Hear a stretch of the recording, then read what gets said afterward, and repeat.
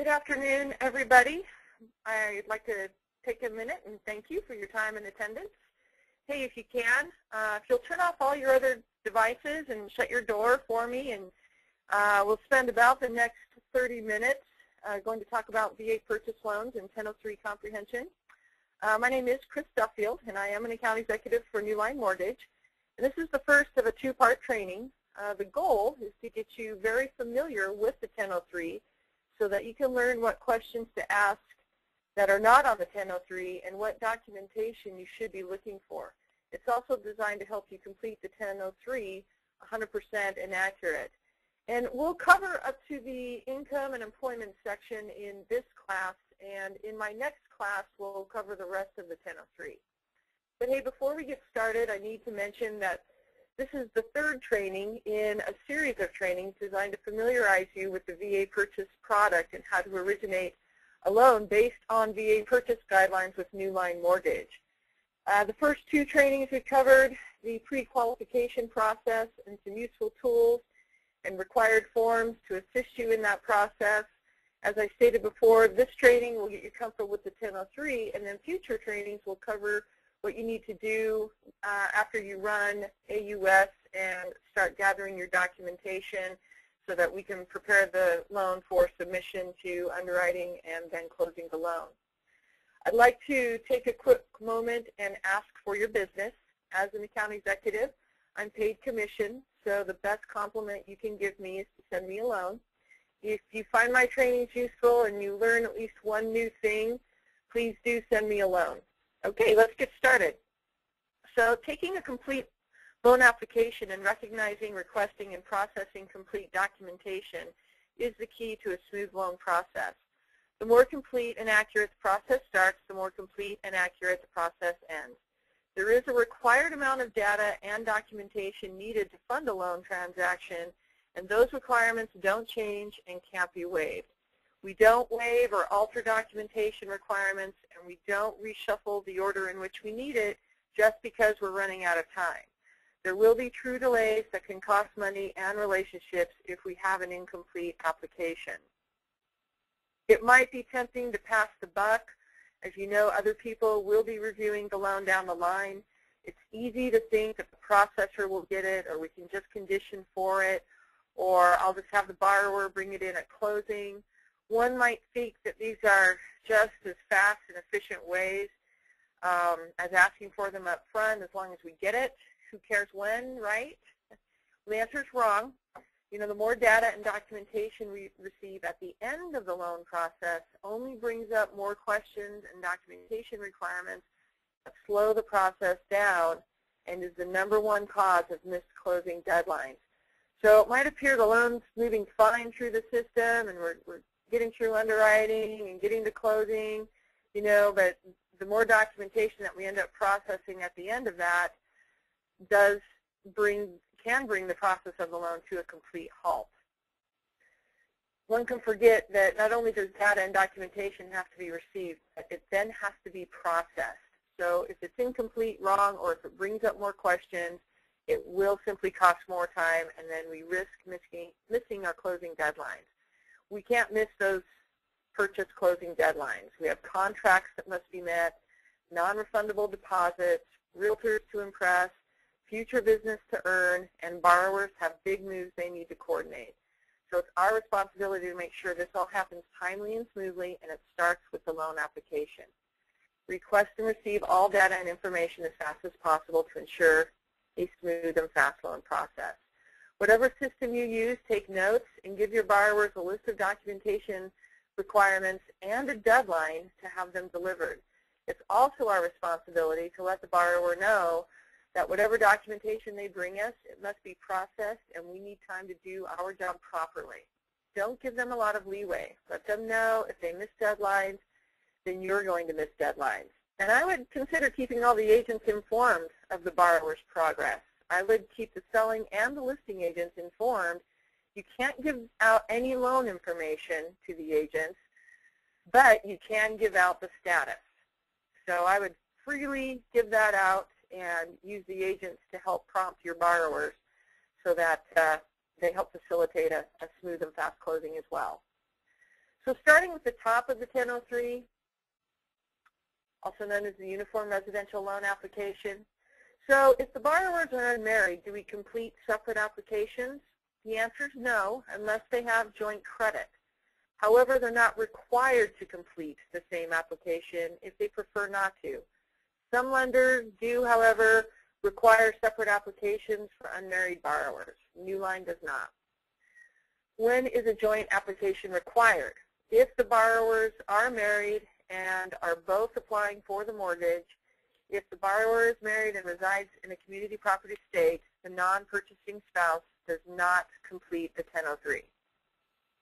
But a documentation requirement that could arise from this section is that non-purchasing spouse in a community property state must provide a credit report, borrower's off, and they will sign the deed of trust at closing. Okay, so let's break down the 1003. You should have printed this material that I sent, and along with it, I did give you a blank 1003. What I've done is I've cut and pasted pieces of the 1003 in this material that I'm using that you should be seeing. So you can follow along with my written material, or you can follow along with the 1003 or both. So part 1, type of mortgage and terms of loan. Mortgage applied for, amount, interest rate, number of months, and amortization type. This information should match your GFE and disclosures. The loan application is taken at the time the loan is disclosed. The agency case number and the lender case number are left blank, but the rest of the information must be complete and accurate and must match the GFE and disclosures. If the terms do not match, a change of circumstance is required. So documentation that could arise from this section, typically we don't have any unless there is a change in the program and we do require that change of circumstance be processed. Part 2, your property information and purpose of loan.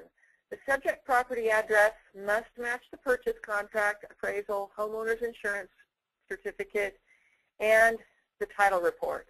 The legal description does not have to be noted but should be reviewed. The number of units must be accurate to place and price the loan product properly, and the year built must be complete if less than 1 year. If the subject property is over 1 year old, then it can be your best guess or left blank. Documentation requirements that can arise from this section. Make sure you cross-reference the address with the purchase contract. Use tools like USPS.com to verify the address and zip code. If the address is incorrect, then conditions for correcting that address on the 1003, purchase contract, appraisal title, HOI search could be required. Review the legal description as soon as possible. If the property is a condo or PUD, then additional program guidelines or pricing adjustments and documentation can apply. Your borrowers may not always know their property is in a PUD.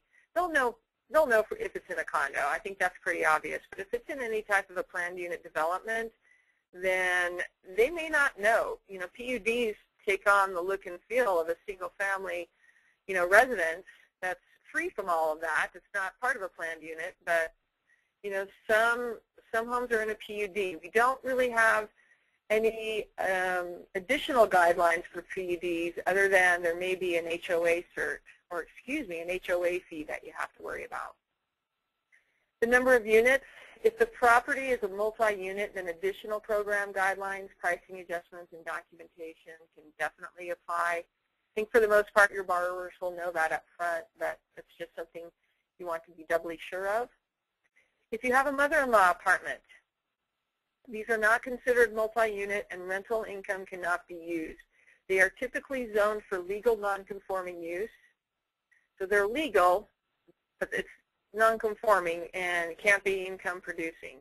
Income from these units is considered border income and cannot be used to qualify a borrower. We can only use rental income, and it has to meet guidelines from a separate, legally zoned, or multi-unit property. I have a different class for rental income. You might want to check that out. Let's see. The purpose of the loan and occupancy type. Determine correct product placement and pricing. Newline does not offer a construct-to-perm loan, sometimes also known as a one-time close. They're processed as either a purchase or a refinance loan, depending on if the borrower owns the lot. So documentation requirements out of this section: if you've got a purchase, obviously you're going to have a purchase contract. That could be from your private citizen or the builder. If we're dealing with a constructive permanent financing, we're going to mark that as a refinance. And what we need to do is document the ownership of the lot, which is usually done through the refinance. You want to document existing liens, document the construction loan and other payoffs. The LTV is based off of the appraised value or acquisition cost, depending on how long the borrower owned the lot. If over 1 year, then we'll use the appraised value to run our LTV with. If it's less than 1 year, then we'll use the acquisition cost, and that cost is documented by taking the cost of the lot plus the cost of construction, which could require a construction cost breakdown. Again, I do have another training on VA new construction and proposed construction, so make sure you attend that, and I get into a lot more detail on what's required. Eligible property types. You're looking at new construction, existing construction, proposed construction, under construction, and then a loan already secured by a VA loan, and we're doing a refinance for that loan. And then you have ineligible property types.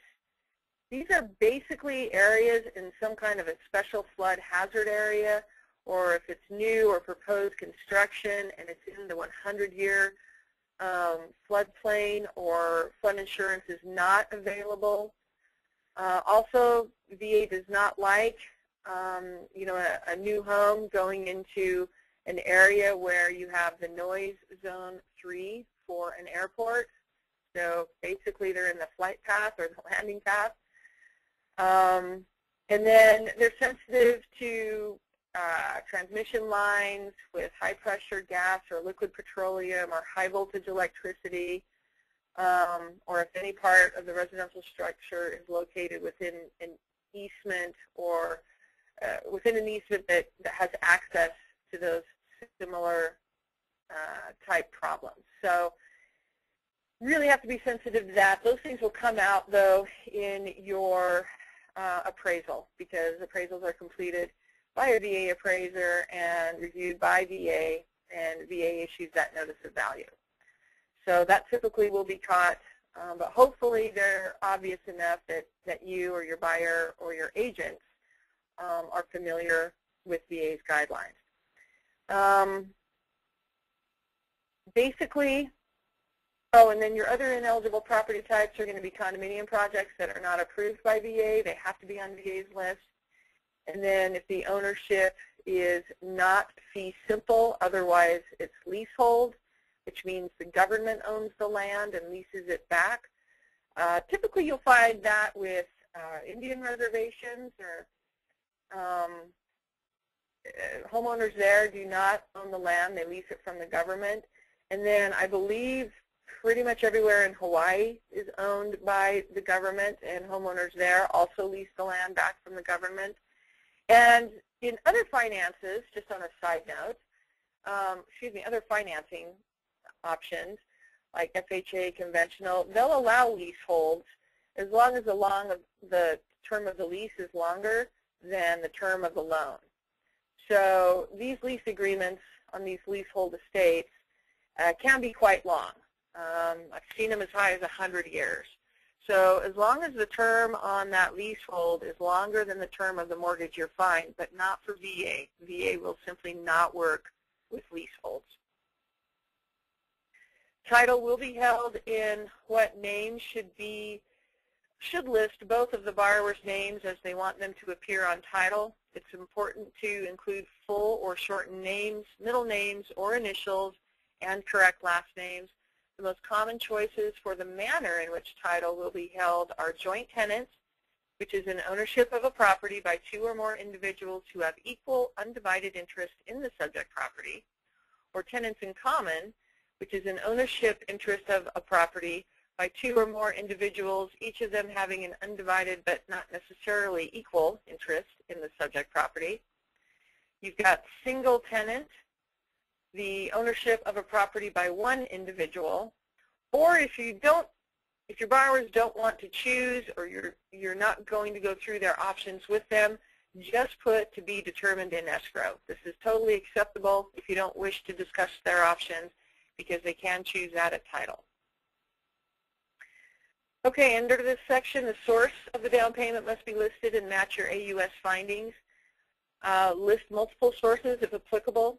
Since VA does not require a down payment, most of the time this information is not applicable, so just put NA.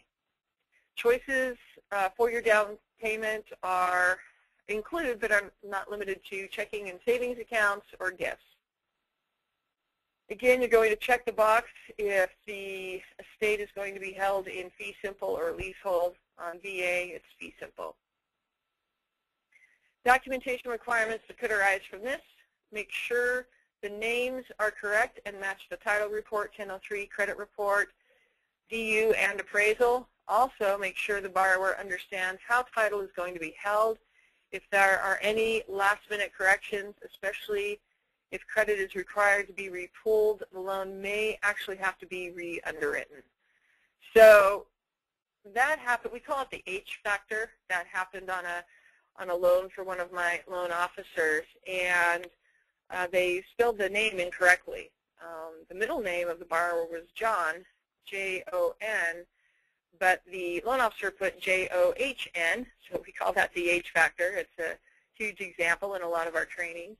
And the file got all the way to go to underwriting, and it was noticed that that was missing. Actually, I believe it went to underwriting, and it was conditioned that the credit report be reran with the borrower's correct middle name. And when you have to rerun a credit report, that could change your FICO, which of course could change the eligibility of your loan as well as your pricing. It was a big deal. I think it actually ended up turning out okay, but there was a lot of angst going around that. And if it didn't turn out, in our favor, then it would have been a big deal. So make sure you've got the names correctly. I can't say that enough, and you'll hear me say it a lot in our trainings. The source of the down payment is always documented. Documentation requirements depend on the source. If it's from a depository, then we need your bank statements, last 2 months with all pages. We can accept a computer printout if you can tell it's from the borrower's account. If it's from a gift, then a gift letter, we'll need that, along with the donor's ability to give the gift and the transfer of funds. Borrower information. The borrower's first name, and this is part 3, by the way, the borrower's first name, middle initial at least, and last name is highly recommended. It is recommended that the borrower, especially if they have a common name, make their names as unique to them as possible. Social security numbers, home information, date of birth, and years in school are all required. The borrower's legal, marital, and non-marital status is required. The age and number of dependents are required. You have to verify the family size for VA loans. Part of if you went to my first class, part of the eligibility criteria is determining family size so that we can calculate residual income. So you have to have that information here under dependents. If you have a spouse that is not on the loan, put the spouse in the number of dependents and list their age, and we can deduct from there that that's the spouse. Because we're not going to go and ask for birth certificates and all that other documentation. We take it right off your 1003. A full 2-year residence history is required, along with the rent versus own. Also, as we all know, per the Patriot Act, the borrower's mailing address, if it's different than the street address, is required. Documentation requirements that could arise from this section. At some point, the borrower will be asked to provide a photo ID. So take a copy of their driver's license. I would do that up front, because if the names or addresses are different on that driver's license than the rest of the file, that needs to be handled. Document the borrower's social against a W-2 or pay stub for accuracy. If a borrower is legally married or separated, a divorce decree or agreement must be provided, signed by a judge. If child support or alimony is awarded, Be prepared to document the children's ages if it's not spelled out on the decree or agreement. Be sure to check the borrower's address against their bank statements, W-2s, pay stubs, and other possible documentation. Be sure to get a full 2-year history, be sure to get a full 2-year residence history, and be prepared to ask if the borrower can provide either canceled checks and or bank statements to document a rental history. It's not required, but it may be needed as a compensating factor of dealing with high ratios. It also could be if we're trying to establish a little more credit stability. We don't necessarily have guidelines where we need a minimum amount of trade lines for a certain amount of time. If we have the FICO and we have your AUS approval, then we'll typically go with that unless somehow they got that AUS approval on very, very minimal credit. Just depending on the situation, we may ask also to see if we can document some alternative credit, and being able to document their rental history is huge in that scenario. Okay. Part 4, employment information.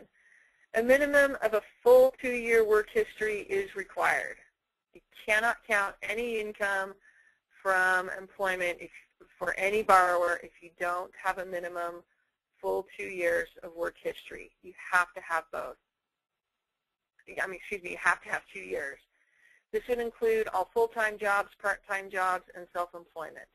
The address and phone numbers for all employers and previous employers are required. Make sure you're giving us the addresses and the phone numbers.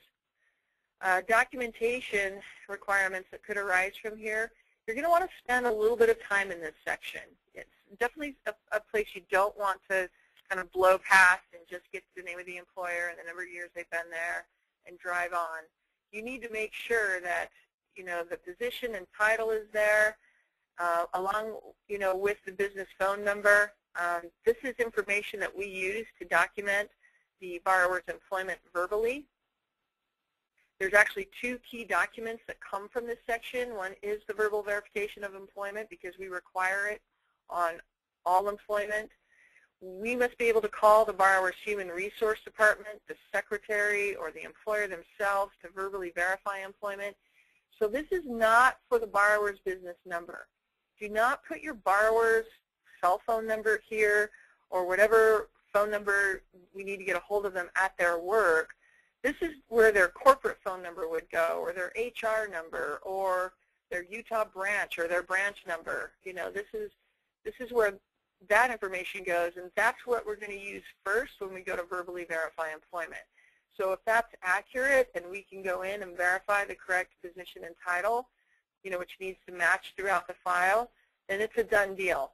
If we have to start searching for phone numbers, then the time just starts ticking.